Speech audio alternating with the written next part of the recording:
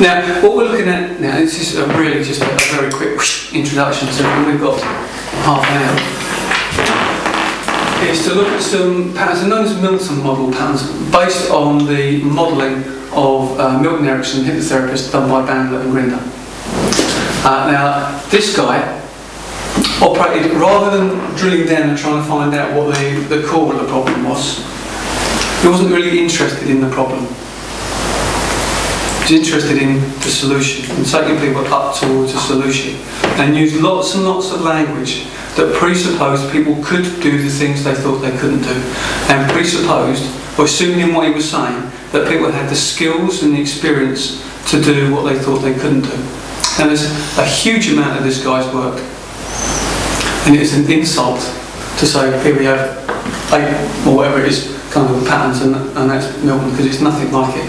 But it's just a suggestion. What I want to do is, I want you in a minute to be working back in the groups you're in, because you've got some idea of what each of you wants, and you've got some idea of what it's going to be like for the person when they get it. So whether it's going to be, that's it, that feeling there, whether it's going to be, I don't know what it was when you like when you've got it, that's actually strumming on that guitar and getting the feeling, it's unpacking your boxes. You know something about what, absolutely, it's something about, you know what the person wants, you know what some of the issues are for them.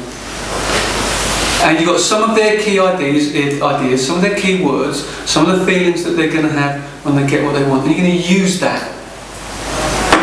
And you're going to run through these patterns. Now, which are we? Strange enough, 52 cards in the pack. I've given you about half a dozen. Okay? Now, what we're going to do is have a couple of cards each, and these are all these that are covered in here. There might be a spare one as well. And you're going to use them in the following way. So if, for instance, Holly wants to do a half marathon. Now, I wasn't involved in a discussion around that, but people will know what that means to you, when, where, how you're going to feel, and all those sorts of things. And what first step you're going to take. Do you mind saying what the first step is you were going to take? Book it. You're going to book it. When are you going to book it?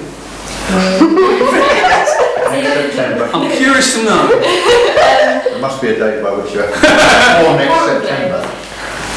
It depends when I want to do it. I don't really know yet. I know the first step is to book, next September would be the race next September, so I guess I'd book it this time next year. So September 2012? Yeah. I mean, I would do it this September. But do you need to have Alex to do the half marathon? No, I need him to train with me to do it. I don't need him to, but it'd be nice to. It'd be nice to. Otherwise, I've got to get up every morning by myself, and it's more of an effort. Yeah. But you can do effort, can't you? I can, yeah. Shouldn't you find that first when you've got to apply by? Yeah, well, and I think the one we want to do is September. September 2012. I'm telling him he's doing it. Is there a pattern emerging here? Very much so. Very much so. Yeah. If he doesn't want to do it, then I'm just happy to do it by myself. But I think he wants to do it. He just doesn't want to do it till next year, so I'll wait for him to do it with him. So what would happen if you did it in September 2011 and then did it with him in September 2012? Yeah, I could, yeah. You could. But because I know I definitely will do it, for me it doesn't matter if I do it this year or next year, I will do a half marathon. Okay. It's not, like I was saying, it doesn't really matter in a way if I did do it this year or next year, I will do it. Fine. Okay. Yeah. Now, what we're going to be doing, it'll be something that at some point in time, when it gets around probably to this time next year, when Holly begins to think about booking for September 2012. She'll remember this conversation and the things that we're saying, and let's go and get this done. Okay. Now, it may well be that the kind of things other people have got in mind are more immediate. I know yours Peru sometime. It's good to have a specific time when people are able to do that, because again that ties it down. But it is what it is, because we're only playing with this afternoon. So some of these. So if I was to work through these, you can have it in 2 cards each. So it might be that you folks have got 2 each, and Holly's here to half marathon, September 2012. And what I'm going to ask you to do is to just have a gentle conversation with her. Actually, it's a one-way conversation, because in this instance, you say nothing. You just sit and you listen. And then the other 3 of you circle round using these cards. Okay, you've only got 2 cards each. Okay. And you can chop and change them. The idea is as smoothly as possible. Now, this is going to be clunky, It's going to be jerky, it's going to be people laughing and falling over themselves and saying the wrong words. That's absolutely fine, because it's the first time you've done it. But this is the idea that I'm asking you to aim for, is to do this as smoothly as possible using these phrases on the cards, filled in with information that you've got about Holly.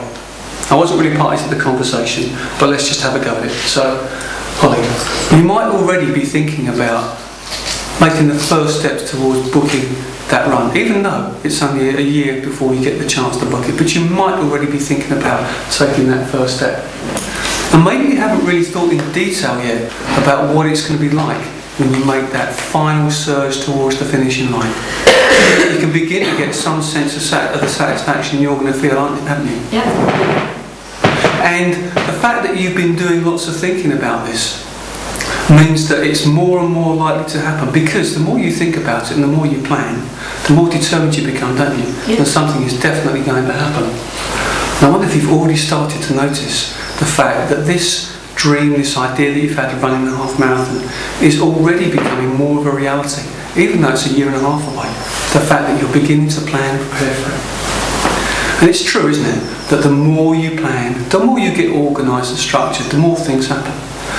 And Alex, he'll come round, he'll take his time, but you know that he also enjoys doing these sorts of things. He's done those 10Ks with you. Yeah. And the fact that he's done those means that he's guaranteed to do this run with you at some point, isn't he? He will do. That's correct, yeah.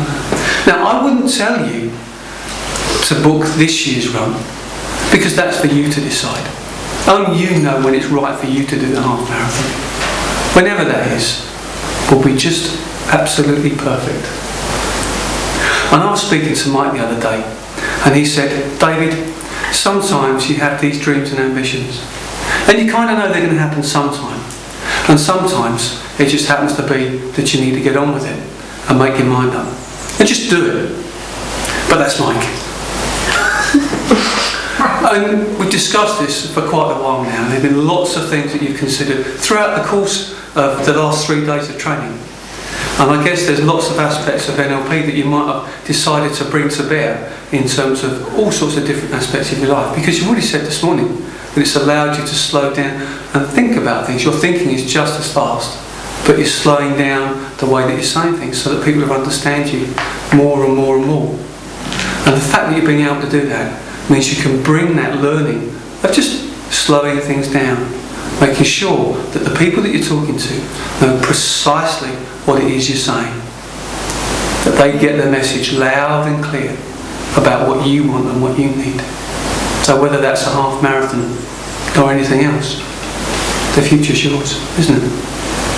Yeah. So it's just taking, what was any of that like? I don't know, it makes you feel calm. Okay. And I don't know, it makes you feel like, yeah, I can do it. Okay. And I don't know, empowered, that's the right word. Lovely, that's a nice word. I'm happy with empowered, that sounds good, that's good to me. And that's the whole basis of Milton Model. It's forget about the problem, not interested in the problem. The person spent weeks, months, years, decades in the problem.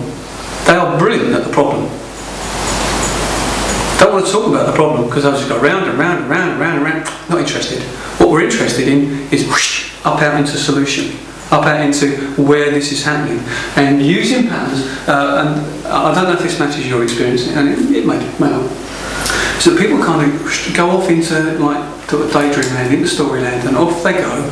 And oh yeah, boom, I can do this. Empowered, so it's a lovely word.